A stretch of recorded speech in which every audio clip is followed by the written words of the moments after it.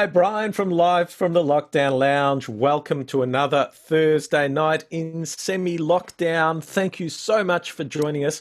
We got a great guest tonight, recording artist, and so many strings to his bow, which we will peel back all his strings. It sounds rather erotic, but it's not. It's musical. It's very, very musical. We, of course, are brought to you by the amazing people at Cranbourne Music. Excuse me while I put on my radio voice. Cranbourne Music stores are open. Limbrook and Elizabeth Street City. Shop online, click and collect, or get it delivered.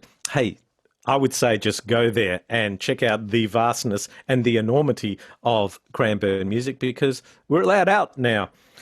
Ladies and gentlemen, thank you so much for joining us here at Live from the Lockdown. If you're a regular viewer, thank you. If you're an irregular viewer, thank you as well.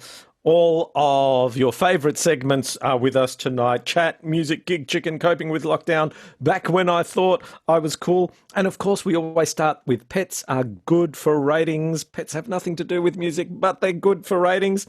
And here we have the world cannot have enough singing dogs. That's all I got to say. Roll the video. Pets are good for ratings.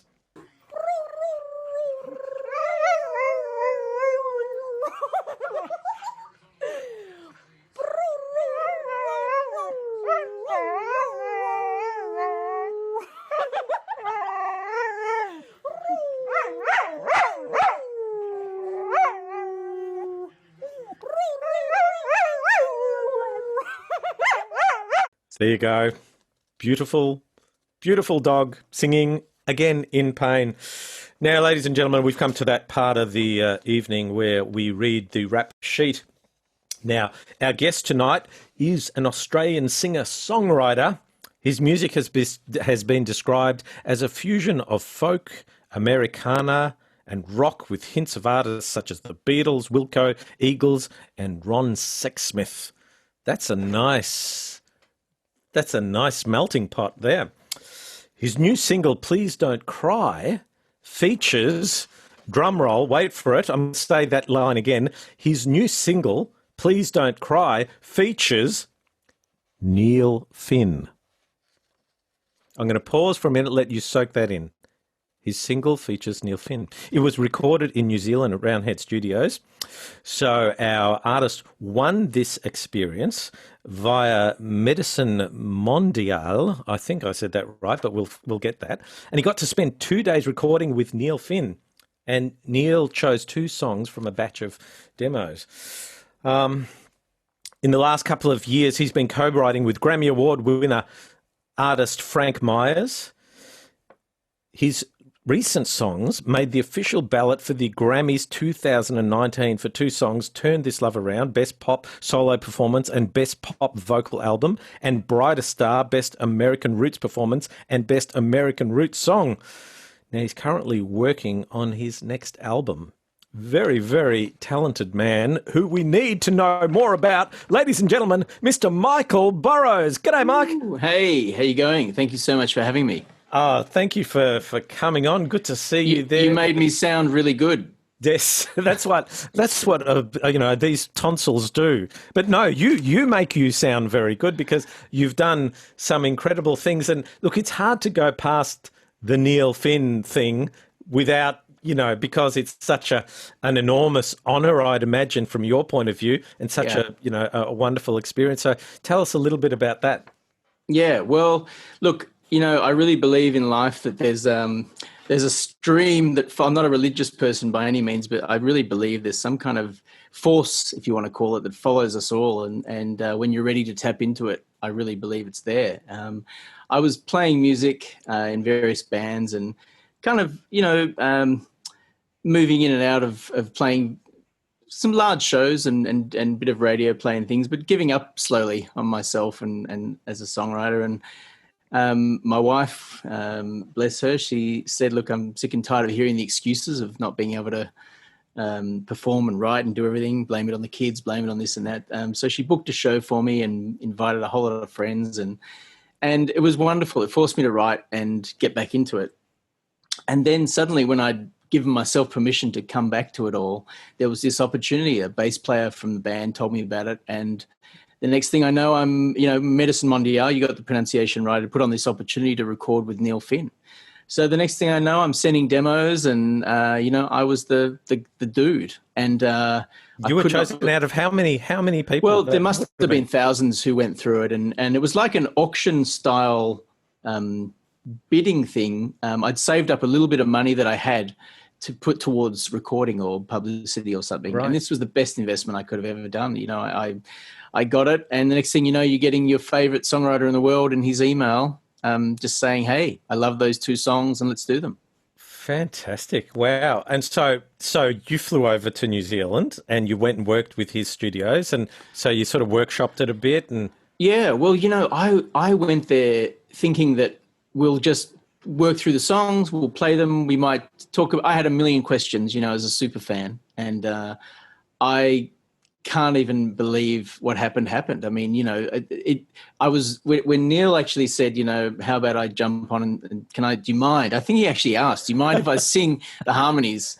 It was like, you can kill me right here. And now I'm ready to die. Where is the defibrillator? I am ready to die in that New Zealand chair, Wow. And in a couple of takes, that warm, golden, split ends, crowded house tone that we all know and love, it was on my song. I had my favorite guy on my song. He didn't ask for royalties or anything like that. He didn't. Not yet. So Neil, if you're watching, and Neil would be watching, of course, tunes in. So we didn't sign anything, so it's all mine.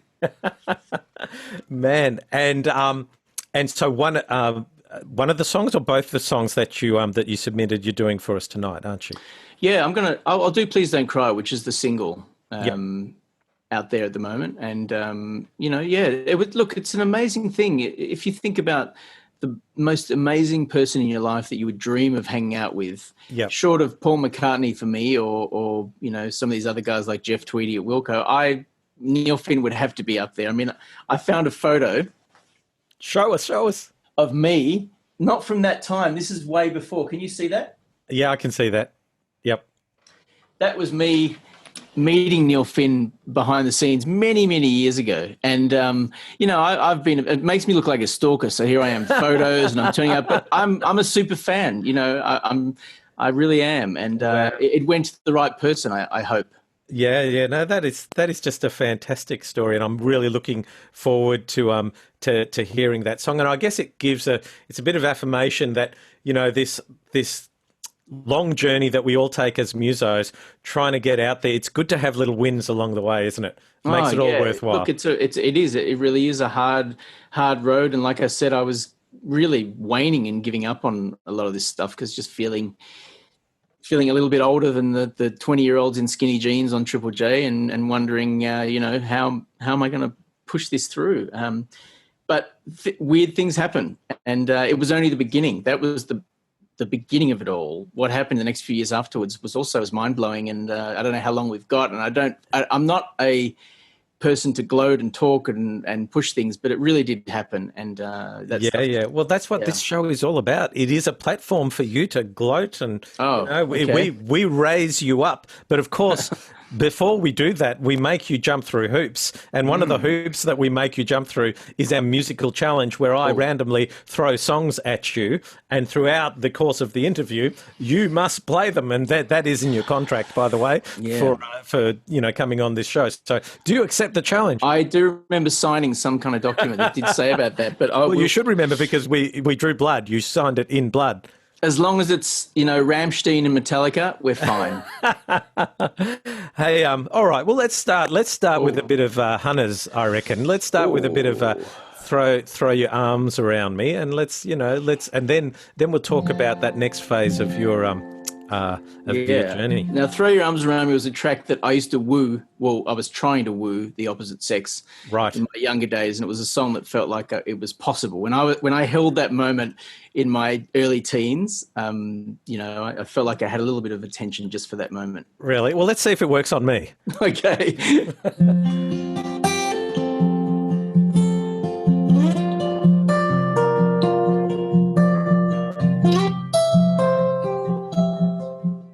I will come for you at nighttime, and I will raise you from your sleep.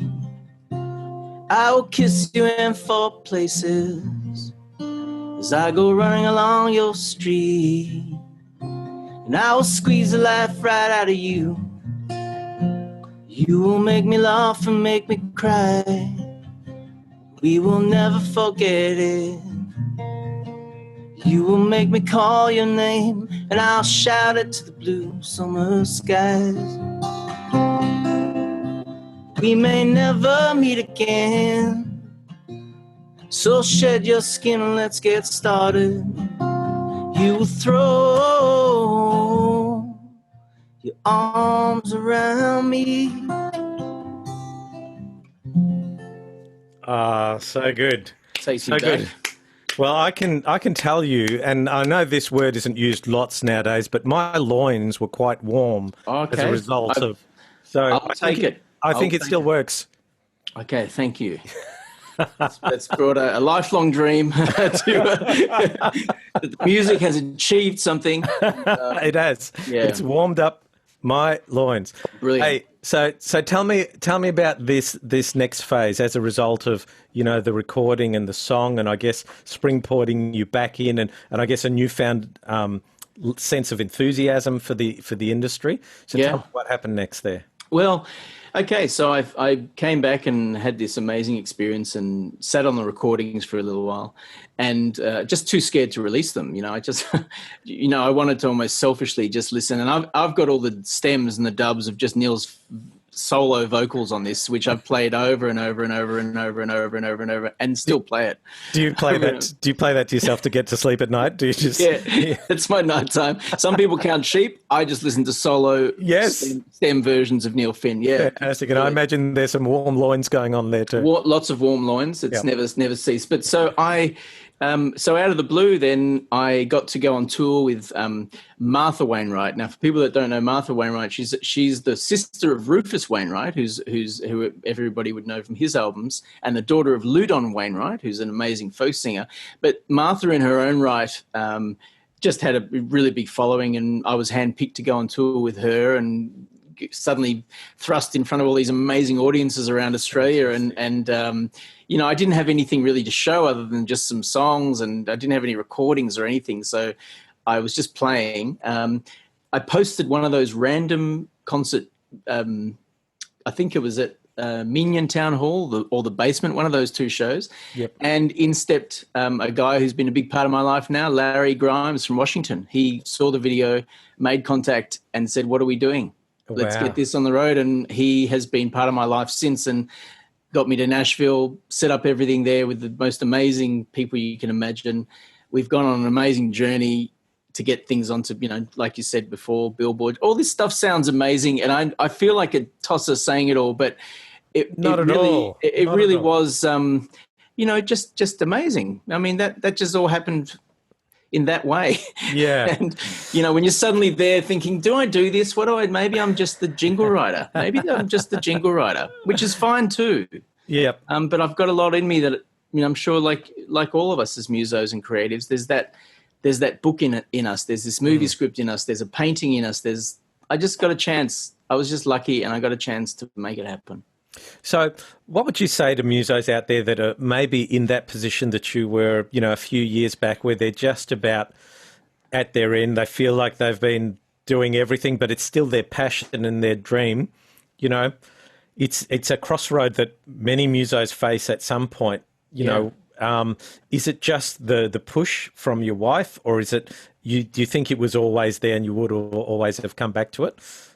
Yeah, that's an interesting question. You know, I've got this little powder room at home, you know, where the kids think that I go to the toilet a lot, but it's actually it's where I feel very comfortable writing. The acoustics, we all know that works well, but it's a little room that I've never stopped since I was a teen writing. I've got collections of lots of songs.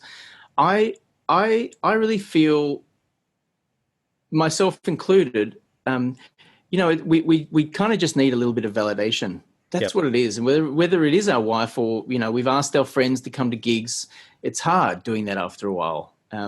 I Maybe certainly, that's the answer is your wife needs to go around and give validation to all the musos that are struggling out there, because she's she did a available. great job. They did a great job, but we're all vulnerable people, us as creatives and artists, and having someone just say, this is really good. I really believe in it, regardless of where it goes to recording or to do anything.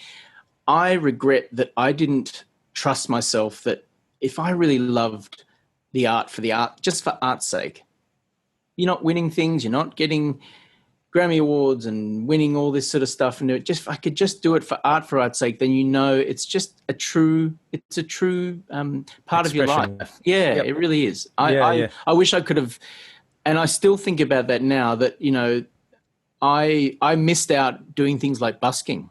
I just never did it. Yep. I was too much ego, too much pride. But these guys that are busking, they're amazing, and they get a chance to really win over people and do it the hard way and the real way. Yeah. Well, that's, it's such an interesting point that you bring up there, because I've got kids that are in the entertainment industry, and we talk about, whether you should be focusing on the end goal or the moment and the art. And, I tell them, focus on the art, focus on the enjoyment of the art, and the goal will appear as a result, which is, I think, basically what you're saying, because really the sincerity of the art form really comes from being in the moment. But if you've always got your eye on the prize, then that sincerity is lost. And I won't lie, you're totally right. I won't lie. I have, it is an ego thing. You just want to feel like you're going to make a difference. You're going to say something that someone's going to connect with. The same way music did for us growing up. It's the ebbs and flows of your life. It really is the sad times, the happy times, the love, the hate, all that sort of stuff. But I wish I was told that with nothing, with all due respect to my parents who tried their best to understand what was going on inside me. What you said to your kids is exactly the best thing you'd want to hear. No, you're right. Keep going. You're right. I am an exceptional dad. So you are. Yeah. But I've made it about me again, which I tend to do in this show. This is a shared thing, and it's totally fine. We're all going through it together. Hey, man, one of the other things, and you touched on it before, is your amazing success in writing jingles. And so you've got a little company out there that is pushing out, well, I shouldn't say little company, because some of the most well-known, recognised jingles out in the Australian market are yours. And yes. so let's impress our massive viewers out there by letting them know.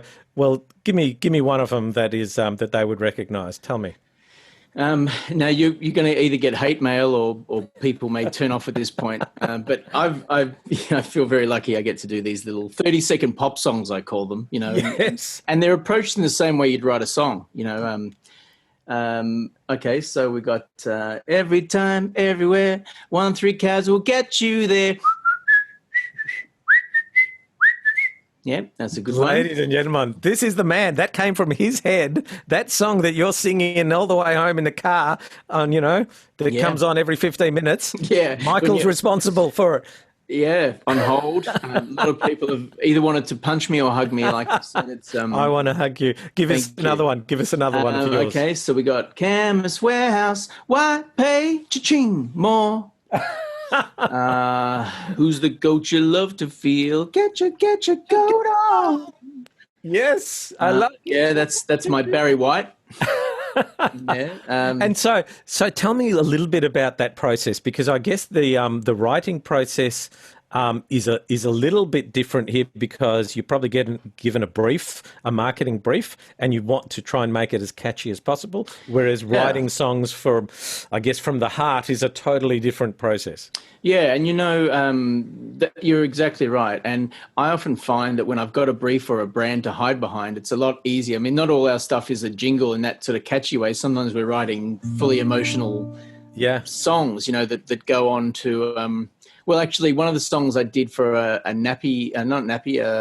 baby formula was a song that actually started off being called Brightest One. And when I went to Nashville, they were like, we don't understand what Brightest One is. What it's Brightest Star. You know, we're going to make Brightest Star, and that turned into one of the songs that actually got into the Grammy ballot nominations, and the US and the Billboard chart. And when it started, it was, you know, when I look at you, I see all my dreams in you.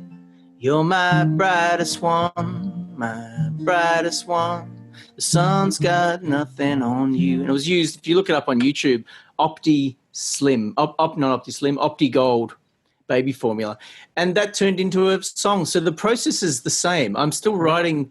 I find it easier when there's a brand or an emotion or something there than the vulnerable part of just being open to my heart and my experiences. It's sometimes like staring at a blank piece of paper. But when you've got a deadline and someone says, this is on air next week, can we get 2 versions of something, it's on. And right, but tell me how you got Get Your Goat on. How did that come about? That was a real experience of the ad agency really trusting what we do and giving us in some ways an open brief. You know, these are new products that come to market, and I just felt something. I didn't know anything about the goat character, and the TV ad sort of looks, you know, there's people singing it, and it's become it was very big during the tennis, I think, and that sort of stuff. I don't know where this stuff sometimes comes from. I really can't tell you. There was no brief of make it sound like Barry White or make it sound like this or get some sort of funky kind of 70s sounding thing in it. It just felt right, and sometimes I just get these visions and it comes out subconsciously. Yeah, well, look, it's fantastic, and like I said, you know, prior to the show, I'm envious of, you know, what you've been able to achieve, and it takes a great talent to be able to sort of meet briefs and make sure that these 30-second grabs connect with people, and that's, I guess, what, you know, this medium is all about, is being able to connect with people, whether it's a love song or whether it's a jingle. You have to connect. Yeah, thank you. I appreciate that. Hey, I think what is a perfect time now is for us to hear this song that you wrote, that you got Neil Finn involved in. Now, tell us a little bit about the inspiration behind this song and. This song, Please Don't Cry, it was one of the songs that fell into my lap really fast. You know, sometimes I could stare at a piece of paper for 6 months and nothing come out. I was listening to a lot of Buddy Holly, Roy Orbison at the time, and just kind of really experimenting with something melancholy, a line that kind of kept coming on about don't fall in love or don't think or don't cry, please don't cry. And I guess the story was built around, you know, a couple sitting there, and him trying to explain that he's got some other girlfriend that he loves, and maybe, you know, she loves me too. I mean, not suggesting can they all love a big part of it, but hey, you know, the video would be great. And you know, there's nothing worse than, you know, someone crying, and I guess he's just kind of trying not to make a scene in a bar, and please don't cry. Beautiful. All right. Well, ladies and gentlemen, Michael Burrows, Please Don't Cry. Take it away, Michael.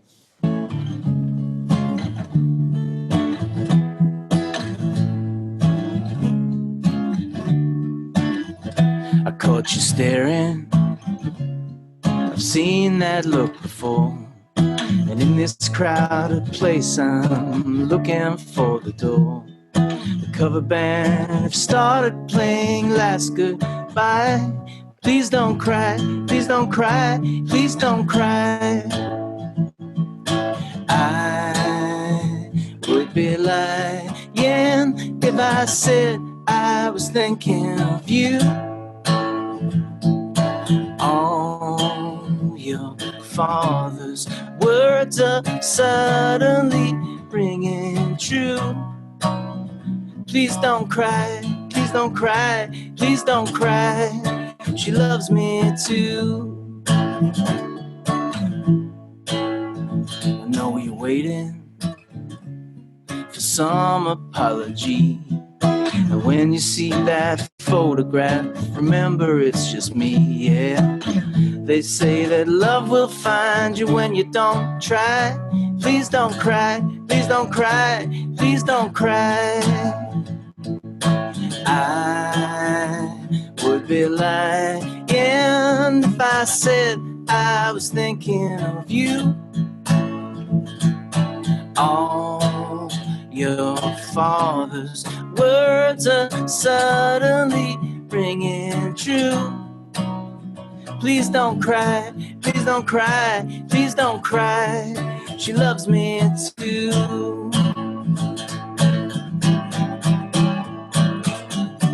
Did I ever tell you that you're pretty? Your eyes move when I'm trying to talk right now. Your lips move when I'm staring right through you. Yeah, you. I caught you staring. I've seen that face before. And I know that feeling when it rips into your core. The cover band had finished playing last goodbye. So please don't cry, please don't cry, please don't cry. I would be lying if I said I was thinking of you. All your father's words are suddenly ringing true. Please don't cry, please don't cry, please don't cry, yeah. Please don't cry, please don't cry, please don't cry, yeah. Please don't cry, please don't cry, please don't cry. She loves me too. Woo! Amazing. What a beautiful song. Thank you. I can certainly hear Beatles influence there, a lot of Crowded House influence there. I mean, the bridge, I reckon that's Beatles all over. Absolutely. All over there. Yeah. You've got it. You know, they always sit somewhere on my shoulders when I'm writing. You know, that's for sure. Well, that's a good damn influence to have in my book. What a beautiful song. Well, there you go. So I think our audience can see why you were chosen out of thousands and thousands of demos, and you got to spend a weekend with Neil. That's fantastic. Hey, Michael, did you know that we are sponsored by the amazing people at Cranbourne Music? And they have, both their stores have been open throughout this pandemic situation. And of course, they're still open now. And they've got this massive special event going on right till the end of May. So we're getting very close to it. It's called Taylor Day's special event, extended to the end of May. Basically, you buy a Taylor, add another Taylor for just $149. Wow. I'm going to say it again. Buy a Taylor, add a Taylor for just $149. Only a few days left, ladies and gentlemen. So choose from two amazing offers. So jump on the Cranbourne Music website where you see the full details because, as we always say in our best radio voice, conditions apply. So now through the end of May at Cranbourne Music, get an acoustic GS Mini, Academy Series or Baby Taylor for just $149 with the purchase of select Taylor models. Choose from the two exceptional offers on the Cranbourne Music website. There you go. That was my radio voice and done. Thanks for hanging around. It's a good radio voice. It sounds. I'd buy it. I'm sold. Sold. I wouldn't mind a Baby Taylor. Really? Well, can you give me a Cranbourne Music jingle? Can you think of something just off the top of your head? Give me something. We can go. Cranbourne, Cranbourne, Cranbourne Music, Cranbourne Music. Yes. That didn't work. There you go, Cranbourne Music. We say we're just adding value all the time. Pushing it all the way, yeah. So we this part of our show we call Back When I Thought I Was Cool, and you've been a wonderful sport by providing us with an image back when you thought you were cool. You were actually pretty cool, and every good segment deserves a sting. So we've got an amazing sting. Roll the sting. Ooh, how you like me now? How you like me now? Ooh. Back when I thought I was cool. There you have it. Back when I thought I was cool, using my radio voice once again. Now, Michael, you've given us a shot here, and it's basically a band shot. It's coming up on your screen right now. Yeah. And the first thing I see with this is great hair. Great, great hair. That's what I see. That's youth, I think. Yeah, that was my first band, One Stop View, and I was proud of that. That shot was a bit weird, only because I didn't know we were doing a photo shoot, and I found that a shirt, you can see it's not ironed very well, in the op shop that was next door, shot somewhere in St Kilda. But yeah, they were great days, great guys, and we really cut our teeth playing around and, having as you do in your, early 20s. Well, and band shots, when you're inexperienced and you're young, they're very hard, aren't they? Because you see the posters on your wall and you see these guys that have multi-million-dollar budgets to get the right shot, and you're standing there going, geez, how... Seems easy enough, but you just can't get that look. Yeah, there's just something. And look, I'm sure on a lot of Bob Dylan album covers, they look like such simple shots. And, and in those days, the technology, I guess, of the cameras and things. But he just always looks so cool, regardless. Yeah. Even if he was just sitting there reading, which he is in some of the album shots. Some of them are even out of focus, and they're just brilliant. They're exactly what they are. So, I take it that was early. It was young. We thought we were doing all the right things, and well, you were. Funny. I mean, that hair, I'm envious. And I just want to point out that my hairstyle is a choice. Okay, this is a choice. Yeah, all right? It's freedom of expression. That's it. Well, that was back when I thought I was cool, and every good segment deserves a good sting. Twice. Play the sting. Ooh, how you like me now? How you like me now? Ooh. Back when I thought I was cool. There you have it. Back when we thought we were cool. Now, I feel like I need, because we're harking back to some of your influences who were very early in the piece, like the Beatles. But what about someone like Cliff Richard? Now, I know that you do a little bit of Cliff Richard. How about could I hear something from Cliff? Maybe "Don't Talk to Him." Yeah, well, this song was, my mother was a big Cliff Richard fan, so he was always playing at one end of the house. It was, Slim Dusty and who else was there? I can't remember. There's sort of Slim Dusty sort of stuff on one end of the house, and then there was Beatles and Cliff Richard down the other end. Fantastic. And I was always fascinated with this song, Don't Talk to Him, because, it's so innocent to ask someone being so jealous. Some guy tells you I don't care and tells you lies while I'm not there. Don't talk to him. And if he tells you I'm untrue, then darling, here's what you must do. Don't talk to him. And if he tells you I've been seen walking around with Sue and Jean, he's lying again. Do anything that you want to, but darling, this I beg of you, don't talk to him. Beautiful. I love how you put your own flavour through these songs as well. It's very, very unique flavour, and it's great. No, really. It's mostly because I'm not skilled enough to play the original things, so I would be hopeless in a cover band. I'd be the one that'd be like, we have to replace that guy because I just can't do all the cool licks. So I just kind of stick to chords that I know and then mould it to suit. Well, yeah. Hey, you found your lane and you're thriving in your lane. That's what we can say. Hey, this is part of the show where we talk about the dreaded COVID-19 and I guess how it's affected your life and I guess your mental health, if at all, or the people you hang with. And certainly a lot of the people that we've interviewed have been from the cover band scene, but it'd be interesting to get your perspective in terms of gig cancellations, your first reaction and your emotions when you realised just how big this situation was. Yeah, well, I had just put out that single with Neil Finn and we had all this promo set up for it and some tours and different radio station sort of stuff, and it all kind of really fell on that, and so in some ways that single just kind of got left behind a little bit, and I didn't get the chance to really tell the world in many ways about it, which is kind of sad in a way because I was really excited about that single. So is there not an opportunity to sort of relaunch it and go again, or? Yeah, there is, but in the way the industry kind of works, it's so fast. There's just there's a ton of new music already, and it kind of just got lost in people not focusing on new music coming onto charts and onto things and onto stations, and where I'd normally get all the support, which is okay.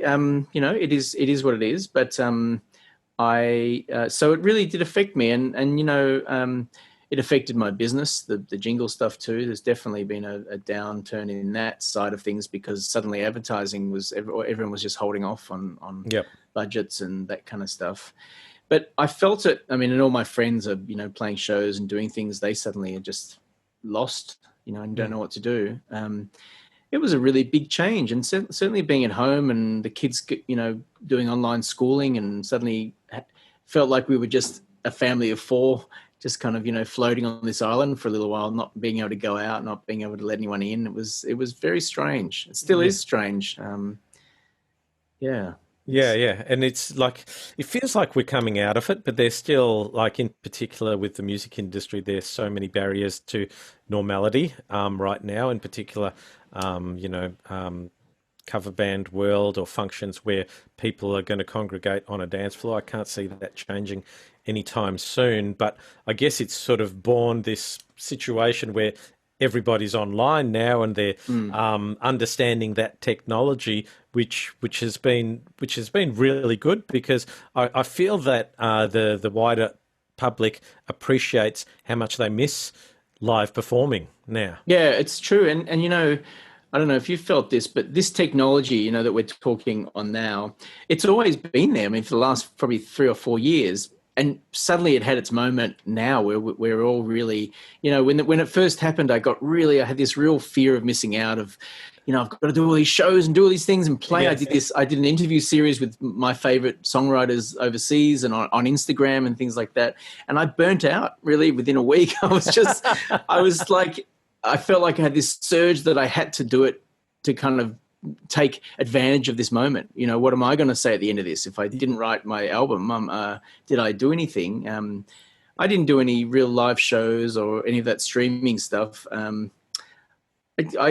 I don't know. I feel like it's been the most productive time yet sort of unproductive. Yeah, because you are working on your new album or your second album at the moment. Yeah. And so is that near completion, and what's the plans for that? Yeah, I've got a whole bunch of songs. I'm working with various songwriters. I've never really co-written, but I'm really open to it and enjoying that process too, and hoping to kind of get a new batch of songs out, in the next few months. Fantastic. All right. Well, I feel like I have a need for more music blast from you. So how about a bit of Green Day, Basket Case? Can you give me a little bit of that? Yeah, okay. I might need to stare at something to remember the... That's cool. Okay. That's cool. Okay.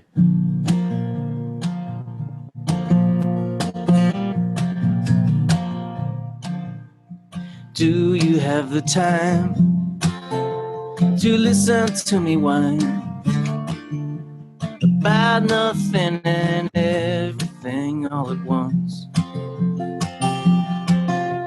'Cause I am one of those melodramatic fools, neurotic to the bone, no doubt about it.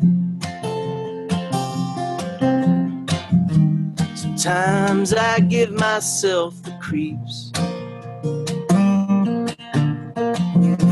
Sometimes my mind plays tricks on me.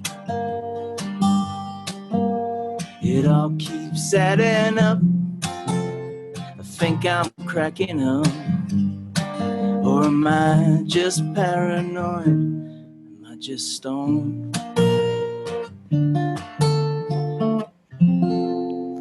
Amazing. And you know what? You couldn't even tell you were looking down at all through that. Yeah, sure. I was looking the whole time like that. No. Is there a way to cover that? No. You had it all going. It just looked like emotion to me. I did actually play that through and recorded it. I really loved doing that. My wife suggested again to do that cover. I would have never thought of it. But when you pull these songs apart and you start playing them as a song rather than how you know it as Green Day, Yes. you at that time, Yes. it really, they're beautiful. They're little stories. And, I just hadn't heard it in that way. And it felt nice to, I'm always a sucker for a minor chord. I'll always pull that. It's a Beatles habit that's stayed true. So it was kind of nice twisting that up and having it was a beautiful rendition, man. Thank you. Thank you. So we touched a little bit on mental health. How have you felt that with I guess losing that opportunity to really promote the single and then the whole isolation thing impact on the business? Has it affected your mental health at all, or your network of muso friends? Yeah, I've definitely felt that as a community of musos, we've all needed to sort of support each other, and in some ways it's been good because it's forced you to pick up the phone. I haven't done much Zoom calling. I've really pulled the phone out again and called people, and they've really appreciated it coming out of nowhere because everyone's essentially really available at any given moment. It's not like you can kind of go, unless people are working or they're in the middle of another Zoom call or something like that. But on the most part, most people are available all the time, so you can just call, people answer, and go, hey, how you doing? How you feeling? What's happening? Yeah. It's kind of a throwback to the yesteryear, isn't it? Just everything is slowed down. Back in the days when you used to drink water out of the garden hose, when that was cool. Yeah, that's right. And that's right. And I've really felt people went in sort of stages of, it's like losing someone. There are stages of grief and then mourning, and it's been 3 months. We worked out about 3 months that we've been in this kind of zone. I feel very lucky that we're in Australia, regardless of how things have panned out. I think the government's tried its hardest, and without getting political, it's a big thing to kind of steer everybody through. And look, I'm happy to get a little political. I agree with you totally. I think that under the circumstances, with trying to juggle all the things that have been going on to sort of come out of it the way we have, and I think that's both. And I guess this is being apolitical, is both the federal government and the state government, who are opposing sides of the fence, red and blue, have done a really commendable job. And I feel lucky that we're in Australia. Yeah, I certainly feel the same way. So that did a lot towards making my mental health, for the most part, feel. That we've got a way out of it, and they jumped onto it really quickly. And you're always going to get left and right and good and bad things, and you just can't win. I would make a terrible politician, because as an artist, and maybe the same thing, validation and people writing scathing things, I couldn't handle it. I just couldn't. I couldn't do it. Well, that's why I stay away from the Facebook feeds, the political ones. I couldn't do it. I'm not good at dealing with critics. So just please only say good things if you don't mind. Well, we are positivity zone. Okay. And live from the Lockdown Lounge. That's good. We do not accept any negativity whatsoever. I don't think I'd be able to handle it. I really feel for people that were on their own, I feel for the elderly too, just not really knowing what's happening and not having a source to be able to tell them things. And, there was a lot of people that really suffered. Yep. Probably still are. But then you look overseas and you go, man, we are just so lucky here. So lucky. Totally agree. Hey, I guess this is a nice little segue. One of the things that we do here at Live from the Lockdown Lounge is we try and support various charities and shine a light on them, and I guess give our artists a chance to tell us what's a charity that's close to their heart. And so on our website, lockdownlounge.live, all of our interviews are stored there, and under each interview is a hyperlink to the artist-nominated charity. So, Michael, tell us the charity that's close to your heart where you'd like to nominate. Well, Songroom have been something I've always supported, for the last few years. They're an organisation that do a lot of make sure that music is part of young people's lives, especially in Indigenous communities. They're raising money to get instruments and teachers, and they go out there. They're actively going out to remote places and delivering music, essentially. Fantastic. What a great concept, Yeah, really, really good. Fantastic. All right. Well, the details of their web address will be coming up on your screen, and there probably was a little snapshot there too. So we've come to your second song in its entirety, Michael. So tell us a little bit about which song you've chosen and a little bit of background to this one. That we're going to play? That we're going to play, yeah. Okay, I thought I'd play Beautiful One. Beautiful One was a really emotional song to write. My second child was born, and it was a crazy time. My wife, in labour, nearly died. It was a pretty scary thing to go through. As a new father, or the second child, was still new. And so I had, on the one hand, I had my wife in this hand and my newborn child in the other hand, and it was a pretty crazy time. The chaplain came to talk to me in the hospital, and I felt really helpless as a human, really. A dad and a husband, and you're sort of torn between where you have to be at that one time. My wife pulled through, obviously, and everything was fine. And in those moments afterwards, just watching my son kind of fall asleep, I was just imagining telling him about the crazy world and what was happening, and having these imaginary conversations of, what I would imagine I would be talking to him when he's a little bit older, which he is now, and we can. Fantastic. What a great story. So, all right, ladies and gentlemen, we've got Michael Burrows playing Beautiful One.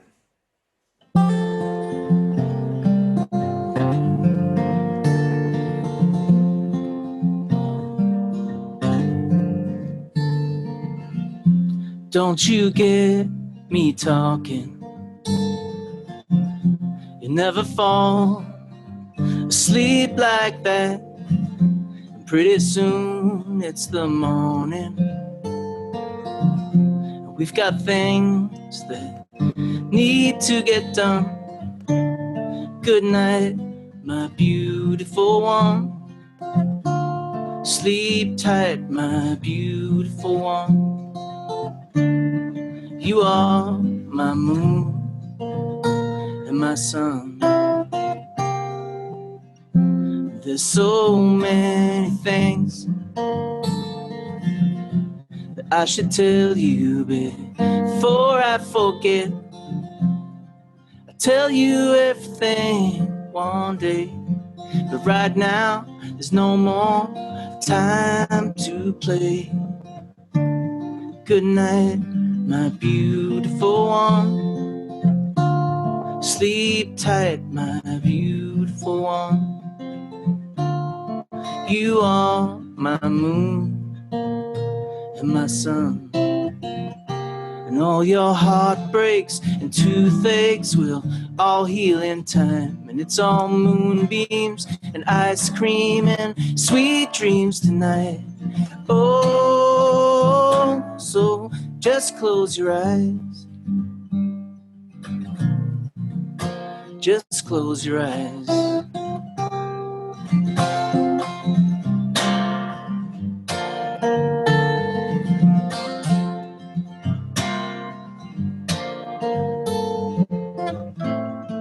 It only happens once in a while, but every now and then you lose your smile. That's not your style. Do do do do. Do do do do. Do do do do. All your heartbreaks and toothaches will all heal in time. And it's all moonbeams and ice cream and sweet dreams tonight. Oh, so just close your eyes. Just close your eyes. Don't you get me talking. You never fall asleep like that. And pretty soon it's the morning. Now we've got things that need to get done.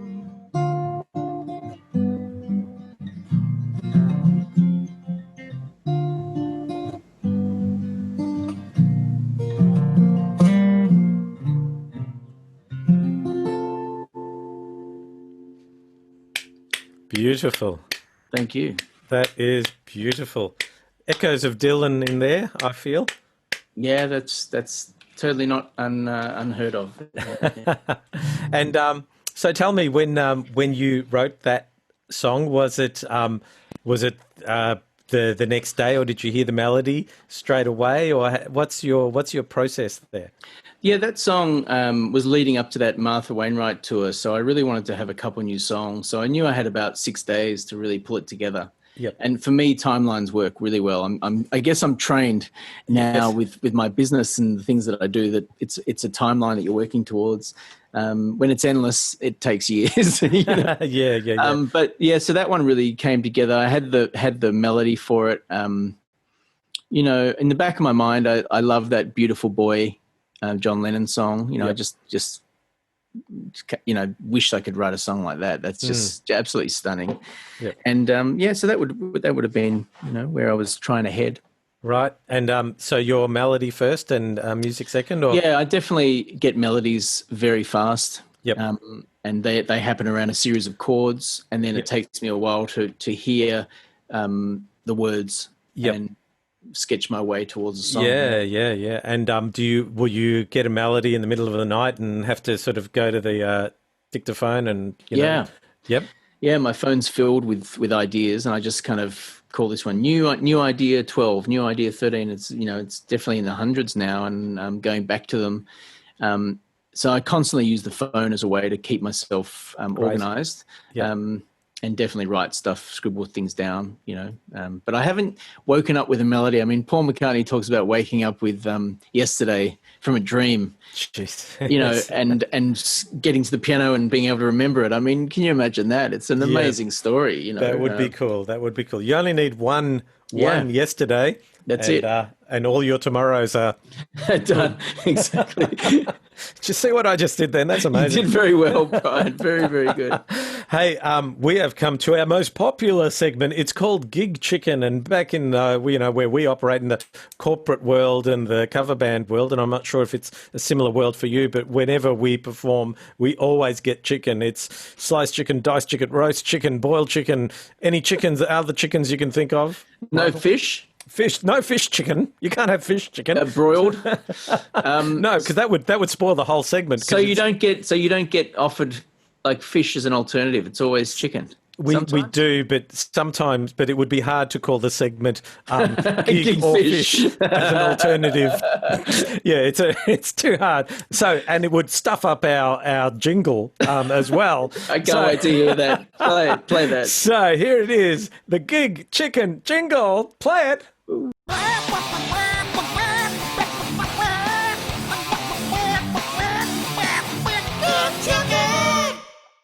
There you go. There, and that's our production manager, T&J.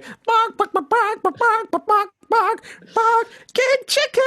Fantastic. I better look out. My job is on the line with this sort of stuff. I mean... Yes, and if I hear that jingle on the radio... Can you do it again and I just record? Do you mind if you just do it a little bit louder? Yeah, for some chemist or, you know... Yeah, exactly. New chemist selling brand. Chicken. Yeah, condom chicken brand. Yes, chicken-flavoured condoms. God. Now we've got something with that. Anyway, we've digressed, Michael. That's your fault. That's okay. So I'm going to ask you a series of questions, okay? Yeah. And if you get them correct, which you should because they're all about you and your life, you will receive chicken in the mail within 4 to 72 working days. I must stress, working days, okay? Yep. And the chicken will be warm, semi-warm, and you can do whatever you want with it. Take it for a walk, hang it up as art, play with it, talk to it. Can't wait. Okay. Question number 1. Best gig you ever played? Would be Minion Town Hall, opening for Martha Wainwright. Beautiful audience. Everyone was there eating their dinners at the same time. It was a packed house and everyone was... Chicken? Were they eating chicken? There was some chicken, definitely. Yeah. It was quiet and everyone was listening. And it was just my favourite way to play. As you can see, I'm not a real, Rammstein, Metallica kind of shouting guy. Yep. So that was just beautiful. I felt loved, and there was a lot of love in the room. Yeah. So because I can imagine a performance for you is very intimate. So spotlight, stool in the middle of the stage, and just pouring your heart out. Do you talk much between songs? Do you tell stories, or I really enjoy that part of it. I tried to plan what I'm going to say, and it never works that way. Yeah. Once you're out, it just all goes blank, and you've just got to slow yourself down. And it will come, and you feed off the audience. That's what I look forward to, having, those times when I'm playing to just my parents. in the audience is just I know hard. those gigs. You can't bullshit. You just can't bullshit and be you know. But when you're in front of strangers, you can be anybody, and that's right. You can tell a story, and it's funny. It's sometimes funny. Yeah. But with parents, they're like, "No, you didn't ever eat a fish and then push it into a chicken. You never did that." Yeah. I want to hear that story. Yeah. Oh, you don't know the fish inside the chicken story? No. Right, okay. I may have seen the video, but I don't. It's the name of my new album, Fish in the Chicken. Fish in It's a spiritual journey. Yeah. Which came first, the fish or the chicken? Yeah, that's right. Okay. Question number 2. Weirdest gig you ever played? Oh. Well, you know, I played in a band, One Stop View, which is the band with the good hair. We played in I don't remember the name of the venue, but I do remember that we were still doing folk kind of rock songs. You can imagine I'm playing this kind of that stuff, and there were people dancing in cages next to us as part of that was what the ambience of the place was. Now, right. I kept looking over and seeing, you know, people really seductively moving, and maybe they were covered in goose grease or something. They weren't free-range people. They were dancing paid people to be there, but it just so didn't suit what we were doing. You know, you're trying to sing something quite nice and you got someone, you know, moving like that. It was so distracting. I don't think anyone looked at us. Didn't matter. There were sports screens on in the back of the bar with, you know, it's so hard when you're playing those shows. No one really, you're just background noise, but you're just trying hard to connect, and I couldn't. It. You couldn't. Hey, but they didn't spend a weekend with Neil Finn, did they? No. So you've always got that. I've got that story. You're leading Gig Chicken at the moment, so you're going well. You've come out of the blocks well. So question number 3. Yeah. Last time you were nervous? Yeah, okay. Well, I'll go back to that the Neil Finn story only because we're talking about it, but I was really super nervous when I got there. You know, I Understandable. I arrived there and I said something stupid like the weather. We talked about the weather. I'd arrived in Auckland, and you can imagine where the weather conversation is going to go. It's going to go to either 4 seasons in one day or Weather With You or something. Yeah. And I just said, you know, something stupid about it, alluding to that song. It was just the worst introduction. And he kind of, I guess, could sense my nervousness. He's a pretty, you know, shy guy too in that way. We just kind of moved on. It was just very, very. So he didn't dwell on it. Let's get on with it. And I think in that moment I was just like, let's fucking work. Yes. You know, because let's just get to work. And we did. We solidly worked, ate every meal together, and did everything. But that first moment of just breaking through and not knowing what do you say to someone. You know, I tried to be cool. I'm not going to go, you know, oh my God, I love everything you've done. It was just like, hey, the weather, it's, you know, Melbourne, it's very, you know, it's almost 4 seasons or something stupid, which sounded ridiculous. I was so nervous. Yeah, but we got through it. Look, very understandable. And so I can, you know, from what you've been saying, he sounded like he was a nice guy. Very generous with his time and did everything to make me feel at home. I mean, he lives upstairs, so he was coming down for every meal, sitting with us.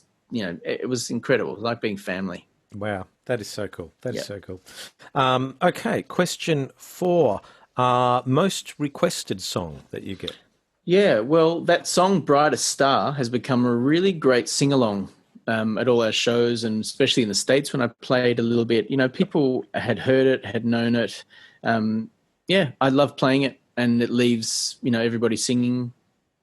Fantastic. I really enjoy that. Yeah. Well, to have your most requested song, one of your own, that's pretty good. It's not like every other guest we've had on whose most requested song is Horses. And yeah, what a great song. Yes. In a cover band, what's the most requested song? Celebration? Or what? No, Horses. Horses. Horses is Horses is it at the moment. Wow. And it goes, I don't know, I think they go through 3 or 4 year kind of stints, and I think we're definitely in the 3rd or 4th year of Horses, and it just keeps going on and on and on. And do you end up playing it, or do you just sort of? Well, you kind of have to. If you've got a dance floor full of drunk bogans and they all want Horses, and you want to nail the gig. Wow.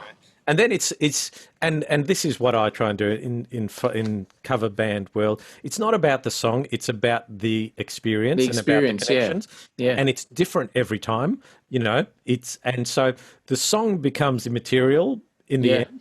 And so if you can feed off the energy of the audience, then you're always bringing a freshness to it. If you concentrate too much about, oh, geez, I've got to play this song again, then you can come across a bit starved. And do you know when it's bombing? Like, do you know when a song's not working? Yeah, usually the fruit on the side of the head.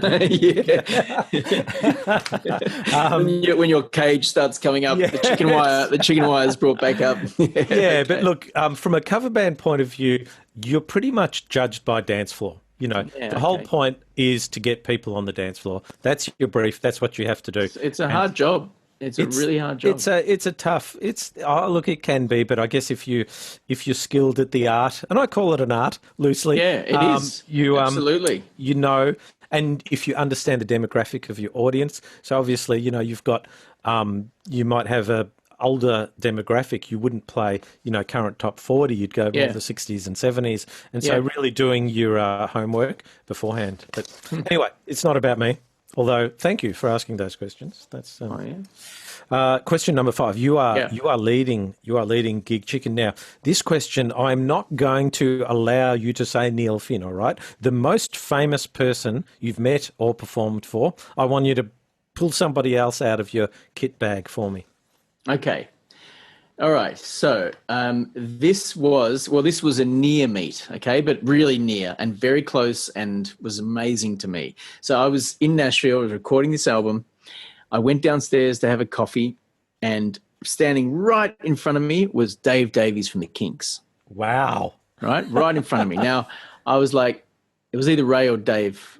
Sometimes it's hard to tell, but definitely a Davies guy, and I knew he was in town touring. And I was like, oh my God, another moment of, do I talk about Waterloo Sunset, or You Really Got Me, or did I tell them that I ripped off that one of their songs for a jingle? Where do I start? Which I think I did. Come in, sit back and relax with Roth Newton. You know Roth Newton? Yes. R-O-T-H. I'm sure it was the Kinks. Yeah. So I thought, okay, I'm going to just get myself together, go and get a coffee. He'll still be there in a second, and work out how I'm going to introduce myself. So I walked past him, casually, just cool, chilled as, just, you're in Nashville. You're not going to try and, you got to be one of the guys, Yep. So I stood there. I heard his band really backstabbing the tour behind me. They were all just disgruntled, and I pieced it together that they're kind of there. He's obviously not hanging with them. There must be something they're unhappy with, maybe the hotel accommodation or something like that. And I thought, okay, it's definitely him, all qualified. Okay, I saw the tour poster that they were signing or doing things as a band. Walked back, he was fast asleep. Now, how long did it take me to make a coffee? It couldn't have been an hour, but he was fast asleep, and I was just like, You didn't go and check him, mate. Yeah, spilled the coffee accidentally. So that was someone I really, really wanted to meet, and I just didn't. So what is it? Carpe diem. You got to seize the moment, don't you? Seize the moment. There, exactly. Don't wait. Don't grab a coffee. Don't grab a coffee. You see, we're educational as well as musicational here. Don't bother reading The Power of One. No. This stuff here, we've got it all here. That's right. We got it sorted out. There's don't wait, don't grab a coffee, seize the Davies. Seize the Davies. Seize the Davies. Oh, wow. It's comedy gold. You've out-trumped me on, Don't bring him up. Don't. No, that's not. We will get the haters. We will get the haters. Well, look, I am delighted to announce, Michael, you have won Gig Chicken. So you will receive semi-warm chicken in the mail within 4 and 72 working days. And of course, to kick off the celebrations, we play our jingle, the Gig Chicken jingle. Bring it on. Play the sting. Let's do it.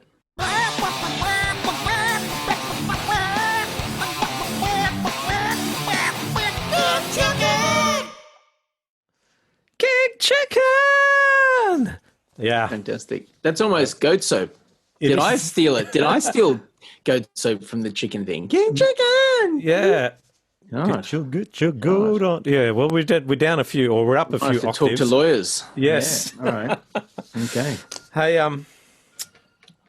I feel like Actually, no, I'm gonna hold off because there's a particular song I want to hear from you. But we always close our show bringing you funny little videos that we find online.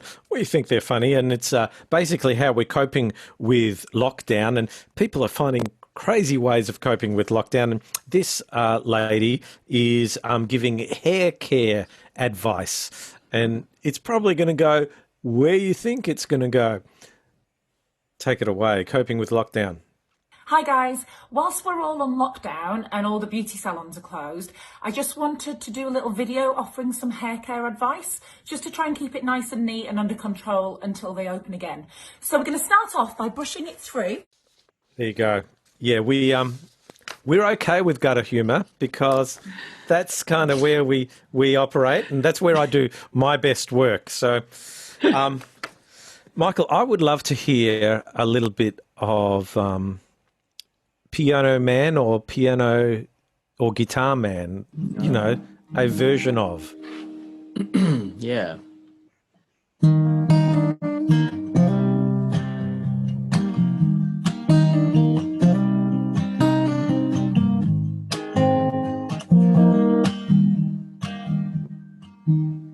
Well, it's 9 o'clock on a Saturday. The regular crowd shuffles in. There's an old man sitting next to me, making love to his tonic and gin.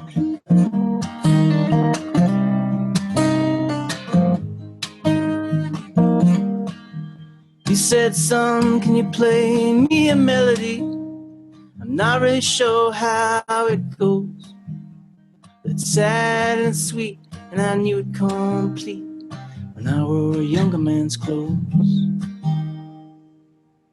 Could go on, that song. I mean, it's a classic song, but yeah.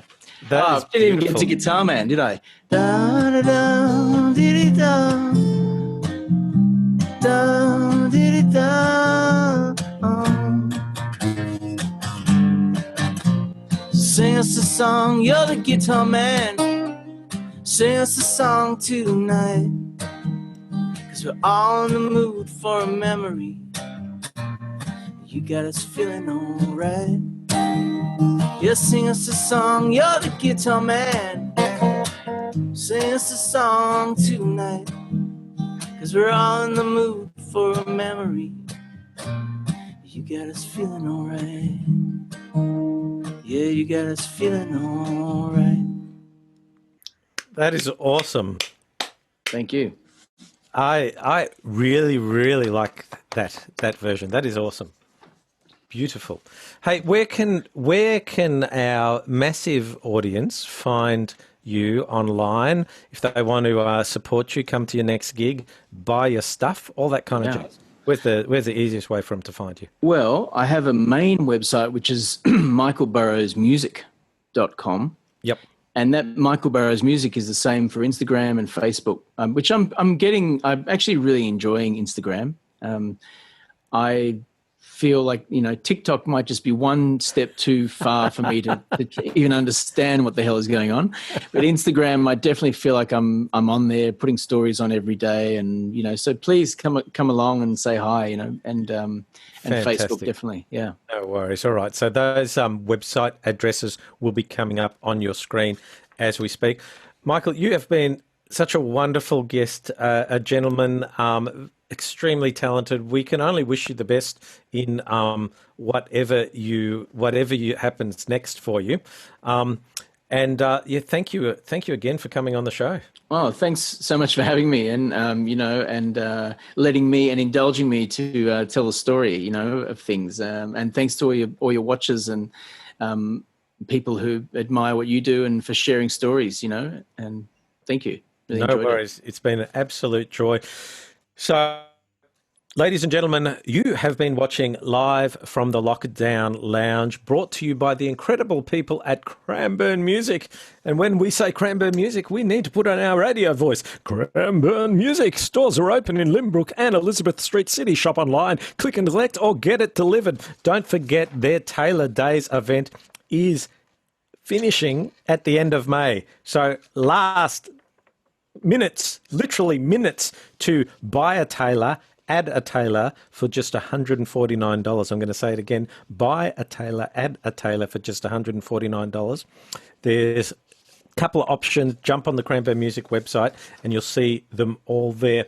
I have been your host and still am your host for another few seconds, Brian Rolt. I know this because it says so just down there. You've been watching live from the Lockdown Lounge. We'll see you next time. Good night.